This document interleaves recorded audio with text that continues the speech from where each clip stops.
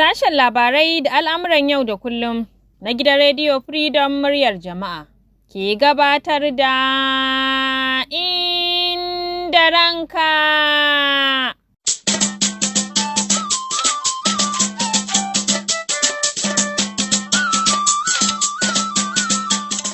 A cikin shirin namu na yanzu, za ku ji cewa wata mata ta fashe da kuka a gaban kotu. A daidai lokacin da take ba da ba'asin cin zarafin da wasu 'yan fashi suka yi mata. Wata babbar kotun tarayya a nan Kano ta ci gaba da sauraron ƙarar nan da wani mawaƙi yake ƙalubalantar BBC Hausa bisa zargin amfani da fasaharsa wajen gabatar da wani shiri nasu. Mazauna yankunan da Majalisar Dokokin Jihar Kano ta yi dokar kafa masarautu masu daraja ta biyu na ci gaba da bayyana ra'ayoyinsu. Za ku ji yadda ƙarancin maza a Ukraine ya sa mata tuƙa manyan motoci da aikin gadi. Waɗannan da ma wasu ƙarin labaran tare da rahotanni na nan tafe idan kuka biyo mu ta cikin shirin Inda Ranka na wannan lokaci. Masu sauraro, Assalamu alaikum, barkanmu da warhaka. Samira Sa'ad Zakirai ke muku sallama tare da farin cikin sake kasancewa da ku a cikin shirin Inda Ranka, wanda masu salon magana kan ce ka sha kallo.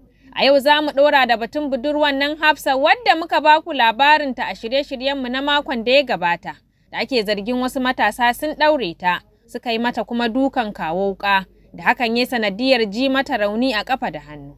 Kuma bayan ta fita daga hayyacinta ne waɗancan matasa ake zargin sun yi mata fyaɗe, lamarin da ya sa iyalan wannan budurwa ba su yi ƙasa a gwiwa ba suka garzaya caji ofish na 'yan sanda suka shigar da bayanai.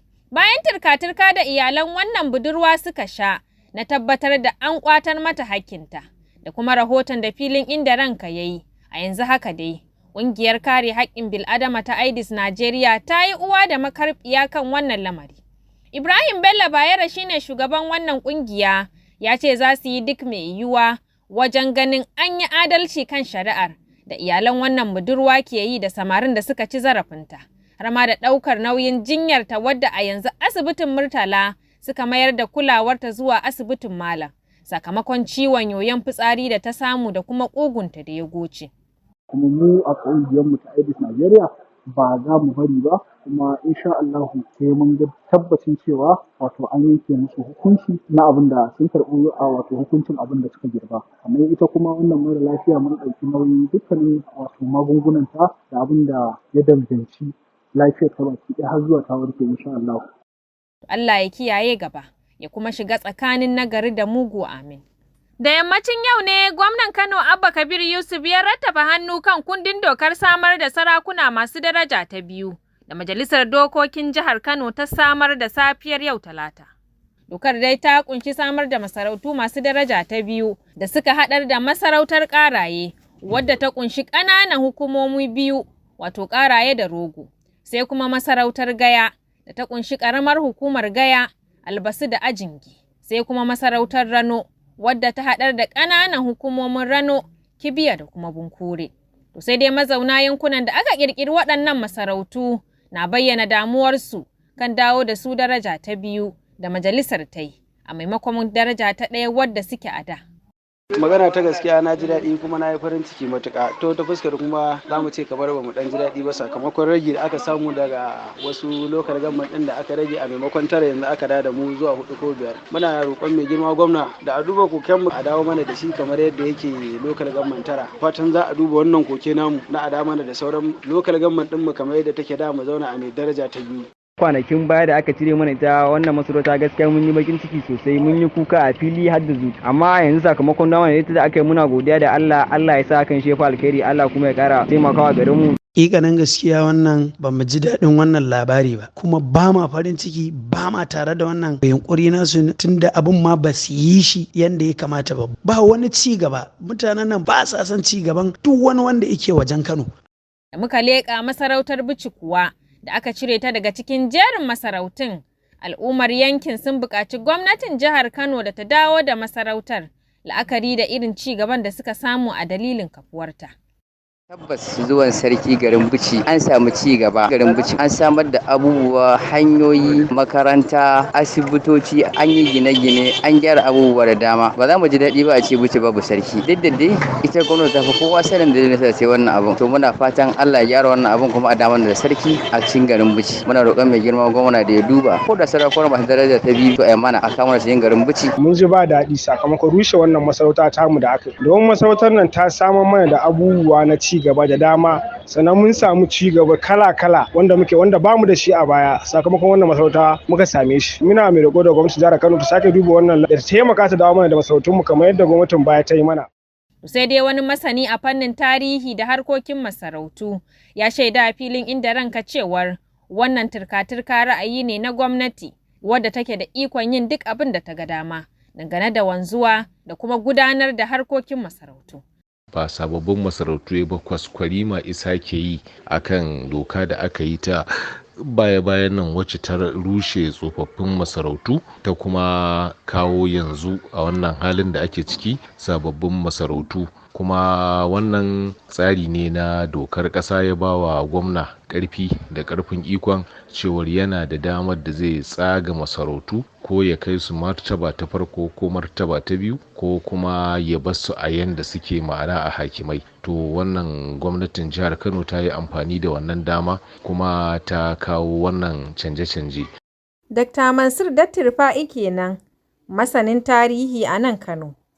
A gefe guda kuwa wasu daga cikin al'ummar Kano musamman ma masu ra'ayin bibiyar tarihi al'adu har ma da masarautu na ganin lamarin a matsayin sabon yanayi da 'yan siyasa suka ɗauko na lalata daraja da kuma kima ta masarautun a daidai lokacin da ɗimbin talakawan ƙasar nan ke cikin wani hali da ke buƙatar a duba shi daga ɓangaren gwamnatoci a dukkanin matakai domin sauƙaƙa musu maimakon mai da hankali kan sha'anin masarautu. To wannan kenan. A makon da ya gabata ne aka jiyo gwamnatin tarayya na ayyana cewa za ta fara ba da tallafin naira 50,000 ga iyalai 100 a kowace jiha da ke faɗin tarayyar ƙasar nan. Baya ga wannan, a litinin ɗin nan ma an ƙara jiyo gwamnatin na cewa za ta raba shinkafa tirela 20 ga kowane gwamna domin a raba wa talakawa. Sai dai al'ummar ƙasar nan na ganin cewar wannan rabon abinci da kuɗi ba zai taɓa haifarwa da ƙasar nan ɗa mai ido ba. Wannan shine batun da al'umma suke ta fafatawa a wannan lokaci tare da bayyana mabambantan ra'ayoyi kamar yadda za ku ji ta cikin rahoton da Shamsiya Faruk Bello ta haɗa.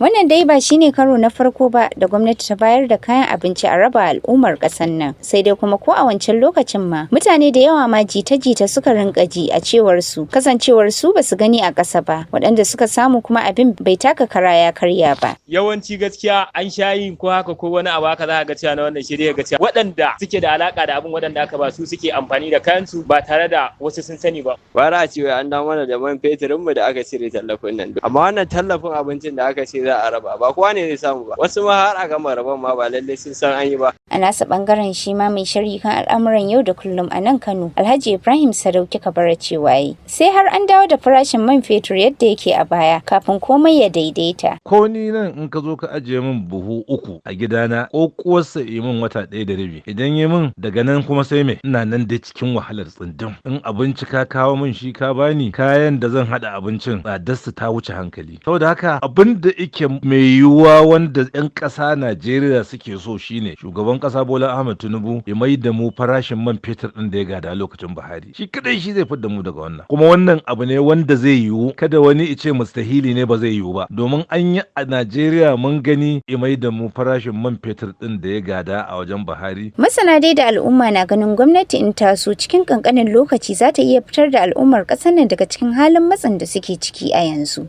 To a gaida Shamsiya. Masu sauraro shirin Inda Ranka kuke saurara daga nan Freedom Radio muryar jama'a.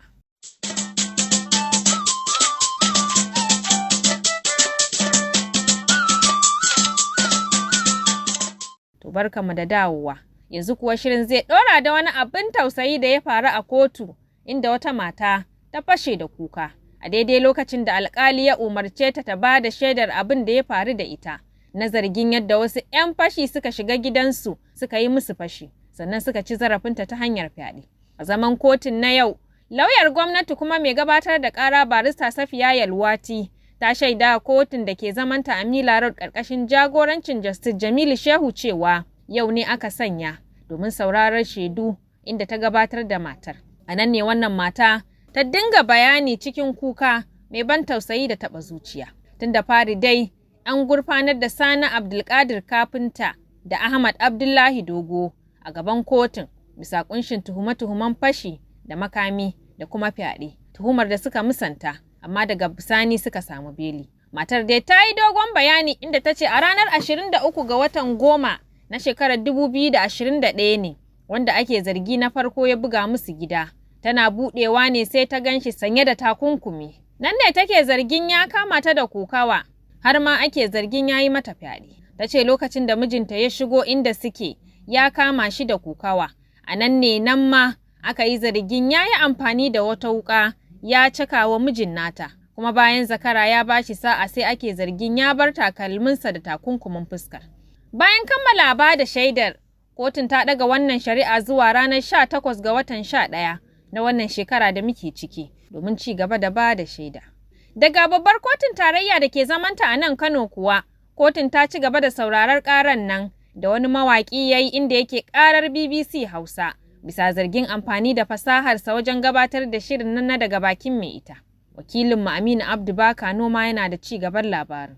Matashin dai wato Abdul Kamal ya garzaya babbar kotun tarayya mai lamba 2 da ke zaman gide-gide karkashin jagorancin mai shari'a Muhammad Nasir Yunusa, inda yake neman taimakon shari'a ta bi masa haƙƙinsa bayan da ya yi wata waƙa mai suna Maryama. Su ko BBC Hausa ake zargin sun yi amfani da kiɗan waƙar suna gabatar da wani shiri mai suna daga bakin mai ita, inda mai ƙara yake neman su biya shi naira miliyan 120. A zaman kotun na yau, lauyan BBC sun roƙi kotu ta ba su dama su gyara rubutaccen bayaninsa na kariya. Amma lauyan mai ƙara barista Bashir Ibrahim ya yi suka. Kotun kuma ta ɗage zaman zuwa ranar 6 ga watan 11 na wannan shekarar domin faɗar ra'ayinta.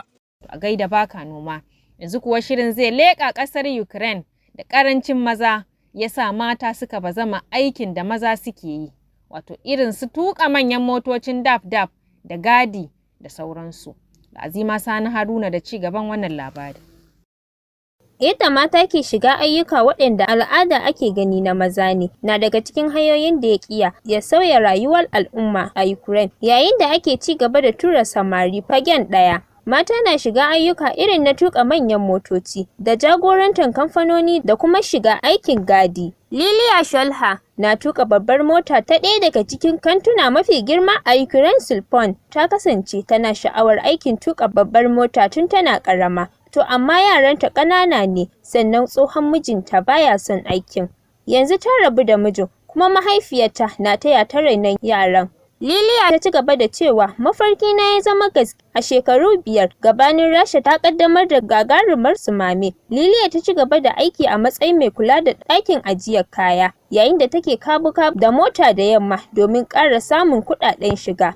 Ta ce a koda yaushe tana sha'awar tuƙa manyan motoci, kuma ta yi amfani da damar da ta samu wajen koyar tuƙa babbar mota. Lokacin da ta ji jarrabawar koyar tuƙa babbar mota a bara, sai ta gane cewa ashe kakarta ma tana sha'awar aikin. Lilian ta ci gaba da cewa mahaifiyata ta ce min zaki cika burin kakarki, ita ma tana son babbar mota. Lilian ta ce shiga gurare da kallon dazuka na daga cikin abin da ya fi burge ta game da tuƙa babbar mota. A gaida Azima. Yanzu kuma sai fanninmu na neman taimako inda za mu fara da takardar wata marar lafiya da mahukunta asibitin Malam suka buƙaci naira 78,900 domin a yi mata hoto a kanta. Sai kuma wani ɗalibi daga Jami'ar Bayero mai neman kuɗin registration naira 132,500 da kuma wani ɗalibin shi ma daga Jami'ar ta Bayero wanda yake neman naira 101,500 kuma dukkaninsu suka ce ba su da halin waɗannan kuɗaɗe. To da fatan al'umma za a haɗu a taimaka baki ɗaya. Duka a nan filin na inda ranka zai ɗisa aya. A madadin jagora Nasiru Salisu Zango sai abokanan aiki. Aminu Abdu Baka Noma da Zainab Aminu Bakori har ma da Bashir Sharfari. Abdurrahman Ado Baba da Abdurrahman Hamisu na Madina suka sada ni da ku. Samira Sa'ad Zakirai da na gabatar nake cewa mu huta lafiya. Daga nan Freedom Radio muryar jama'a.